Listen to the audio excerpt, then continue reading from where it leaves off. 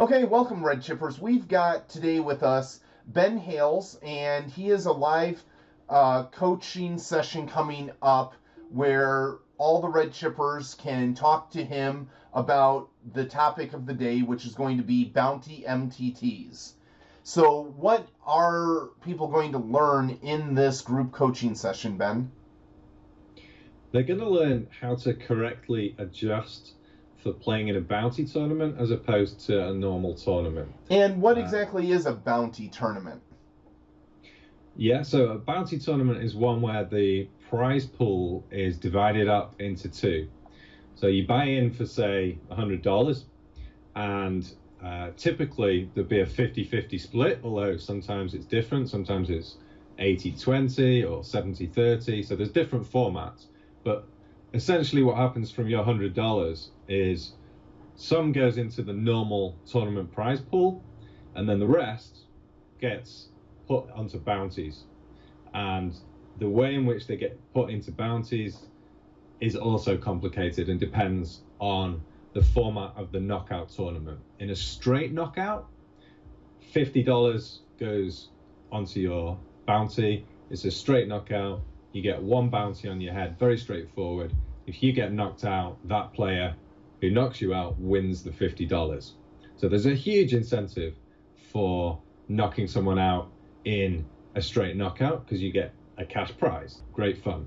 There's also these progressive knockouts, which have become increasingly popular. PKOs, particularly on PokerStars online. There's huge volumes of traffic right now for these tournaments, and it's just getting bigger and more popular. And they're really lucrative games. So what happens in PKOs that makes them different from knockouts is that the bounty isn't straightforward. If there's a $50 of yours goes into the bounty prize pool, then only half of that can be won when you get knocked out. And then the player who knocks you out, the other $25 goes on his head. So he gets $50 plus $25, and suddenly he has 1.5 bounties on his head. So the next player who knocks him out would then get half of $75, and so on and so forth. And this is a great format which ensures that the reward that you're getting for knocking someone out is in tandem with the stage of the tournament. So what I mean by that is, as the stack sizes get bigger, inevitably as the tournament progresses, the value of the bounty remains roughly similar to what it was at the start of the tournament. So in a straight knockout, there's a huge incentive at the beginning of the tournament to knock a player out, but by the end of the tournament, that amount is almost meaningless. So there's a huge discrepancy between how valuable it is to knock a player out early on and how valuable it is late on. So what I like about progressive knockouts, and what I think the reason for them being so popular, is that the bounty remains really important all the way through the tournament. Yeah, that does sound really interesting. I don't know that you could do it in a live setting because I think a lot of those bounties would end up in people's pockets quietly. So I'm not sure that would work real good, but online it can totally work. I've only really played one sit and go bounty live, and it has to be my perfect game.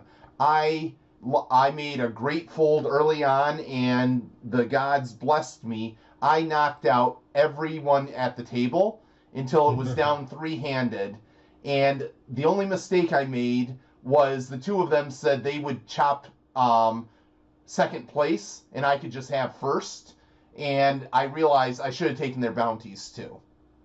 Yeah, so I left 50 on the table, and I didn't get my perfect game there, but that is one of those poker experiences I will never forget.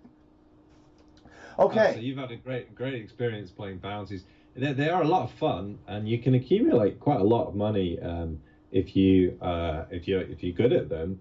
But there is a change in strategy that's required from normal MTTs. Oh, And the group, certainly, especially when you're talking about 50% of the buy-in. I mean, you knock out two guys and you're free rolling, right? yeah, essentially. But there's always a value to the bounty, and that value, I think the biggest mistake players make is not understanding that value.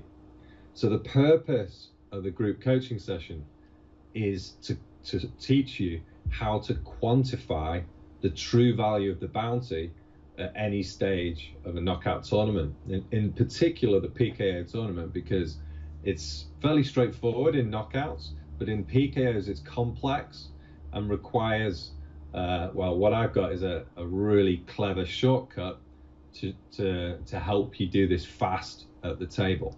So I'm guessing you don't just add the value of the bounty onto the ICM and call it good. Not exactly, because the value of the bounty is generally presented in terms of dollars. So if you're playing live, there's usually a bounty chip, and you have literally just a cash value to that. And people seem to see it as a cash value, and it's exactly the same problem online. There's you have a certain amount in dollars on your head, but really what we need to do is convert that to a chip value so that we can really understand what it's worth and how it affects our pot odds. And that's what we're doing. There's a little equation. It's a bit more complicated than what I'm going to say right now, but essentially you take the number of bounties measured in starting stacks. The number of bounties, and divide that by the number of starting stacks that someone has. So the number of chips measured in starting stacks. So if you've got 2 bounties on your head and you've got 10,000 chips and you started with 5,000 chips, then you'd have 2 starting stacks. So you'd have number of bounties 2 divided by starting stacks 2, and therefore you'd have a bounty factor, which is what my groundbreaking new measurement is, of 1. Well, that's why we're going to have to watch this, because I think it's going to take more than that 30 seconds to really appreciate what you're doing there. It sounds like a place where people's intuition is just absolutely backwards on how to value these. And we see that in poker all the time. People think, oh, I understand this, but it sounds like their understanding is exactly wrong. Yeah, I mean, I've done a lot of study of this over the past few months, and basically most people are overfolding lots and lots and lots of spots in these tournaments. So you know, a good bounty player will have a good intuition for when the bounty factor is high, but he will be making some mistakes.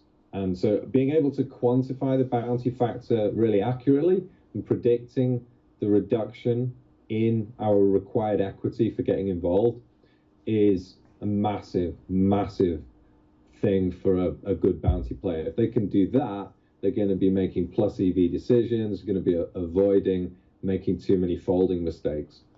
And I think with a lot of places in poker, when a new format is brought out, there is a very rich time when no one understands what's going on, or a very few select people like yourself do. And that makes for a very inefficient market, if you will. So this seems like a place where there's a lot of opportunity until the field starts to understand the true math behind this. Would you agree? Yeah, definitely. So, you know, you'd be getting a head start on most of the field if you tune in on April the 30th and watch the group coaching session. Okay. Now, in preparing for this, I've already learned a lot from you. If I wanted to learn more, where would I get a hold of you? So my website is www.postfloppoker.com, and I have a successful podcast, which I recommend if you like podcasts, check it out, Postflop Poker Podcast, which is available everywhere.